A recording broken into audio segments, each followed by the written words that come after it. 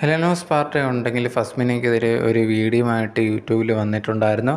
എന്താണ് ആ ഒരു വീഡിയോയിൽ സംസാരിക്കുന്നതെന്ന് ചോദിച്ചു കഴിഞ്ഞാൽ, ഫസ്മിന കുറച്ച് ദിവസം മുമ്പുണ്ടെങ്കിൽ ഡയറിയുടെ എക്സ്പ്ലനേഷൻ എന്ന് പറഞ്ഞിട്ട് ഒരു വീഡിയോ ചെയ്തിട്ടുണ്ടായിരുന്നു. ആ ഒരു വീഡിയോയ്ക്കകത്ത് ആ ഒരു ഡയറിയിൽ എഴുതി വെച്ചിരുന്ന കാര്യം പറയുകയും ചെയ്തിട്ടുണ്ടായിരുന്നു. ആ ഒരു ജോയിൻ്റ് അടിച്ചതിനെ പറ്റി, അത് താനല്ല അടിച്ചതെന്ന്, തൻ്റെ ഫ്രണ്ട്സാണ് അത് അടിച്ചതെന്ന്, എന്നിട്ട് അവരത് പോയിട്ടുണ്ടായിരുന്നു.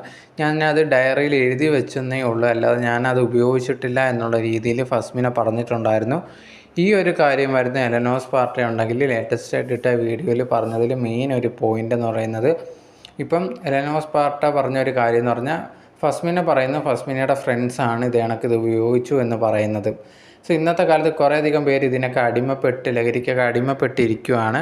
ഇപ്പം ഫസ്മിന ചെയ്യേണ്ട എന്താണെന്ന് വെച്ച് കഴിഞ്ഞാൽ, ഇവർക്ക് എതിരെയൊക്കെ ഉണ്ടെങ്കിൽ കംപ്ലയിൻറ്റ് കൊടുക്കുക എന്നുള്ളതാണ്. കാരണം ഇത് പോലീസിൻ്റെ അടുത്ത് പറഞ്ഞാൽ മാത്രമേ ഇവർക്കിത് എവിടുന്ന് കിട്ടുന്നു എന്നറിയാൻ പറ്റത്തുള്ളൂ.